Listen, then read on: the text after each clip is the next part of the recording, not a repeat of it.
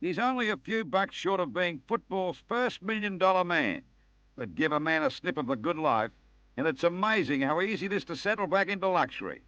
Here at the Mirage Resort on Queensland's Gold Coast, the former Sydney Swan of blonde tips and white boots fame is seeking a new life.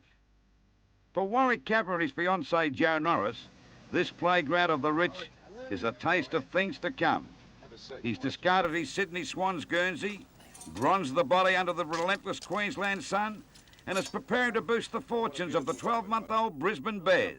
I couldn't see the Swans going anywhere in a hurry.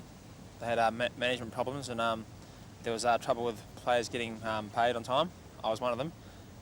And I just wanted a new lease of life and a chance to start a new club. Capper has had to battle to make it to his biggest footy payday.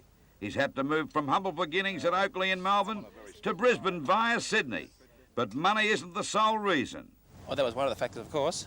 But then again, the Swans were going to match it, so it wasn't really the money. I just like Queensland, and I did want to finish my career here in the first place. So I just grabbed the chance when it came. Football fans have either loved or hated the antics of the kid with the fabulous leap, warmed to his knockabout charm, or branded him an out-and-out lair. In the last 2 seasons, he's kicked 92 and 103 goals. He's finished up runner-up in the VFL goal kicking in both years, and he's provided the game with some of the most spectacular marks in the game's televised history. And downfield it goes once again. Capper from behind. That was an unbelievable catch. Over the top he went, sat on his shoulders and takes the mark of the match and quickly kicks it down looking for Tony Morwood. I don't care what they think of me.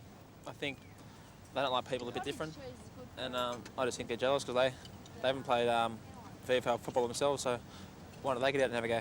When the Swans moved to Sydney, Capper was the man who typified the spirit of the one-time South Melbourne club. He was young, good-looking, and a great talent, and was the type of bloke that fitted in easily with the marketing campaign designed to win over the doubters in the rugby stronghold that is the Harbour City. Just what went wrong?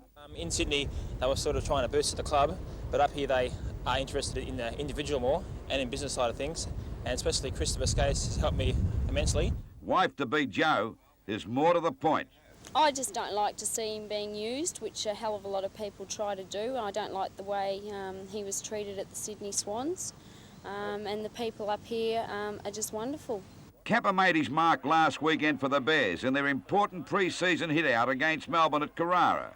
He kicked 6 goals against All-Australian fullback Danny Hughes, one of the meanest and toughest characters around. It was the sort of performance that thrilled his new coach and one-time opponent, Peter Knights. He's already shown in the last couple of weeks that he's going to be an acquisition. You know, I believe that one of our problems last year was that we got the ball in our forward line quite consistently, but we just weren't able to capitalise on the opportunities, and the likes of Capper and Merritt and Taylor and Curry, you know, those sort of guys as an acquisition to the club are going to help us capitalise on those opportunities. So, you know, I would say he, along with those other new guys that we've picked up, will help a lot. Capper is already attracting attention to his new colours. The man who made white boots a fashionable accessory has already imported the gold ones and has plans to wear a technicolour array of footwear this year. Seriously, he'll be adding some muscle to a forward line that lagged bite in '87, and along with former Eston tough guy Roger Merritt, should give the Bears the strength to go places this year.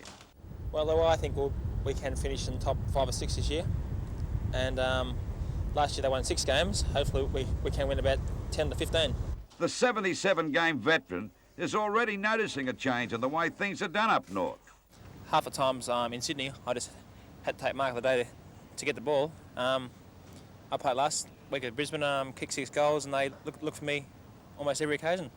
For Warrick Capper, the move to Queensland will produce benefits on and off the field.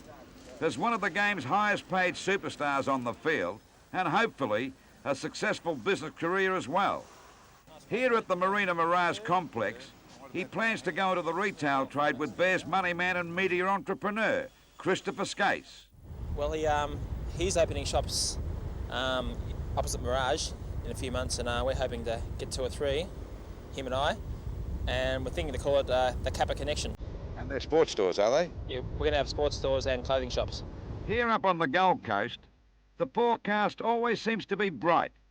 the temperature's conducive to the good life, and for a bloke like Warrick Capper, 3 months short of his 25th birthday, the world seems a pretty good place to be.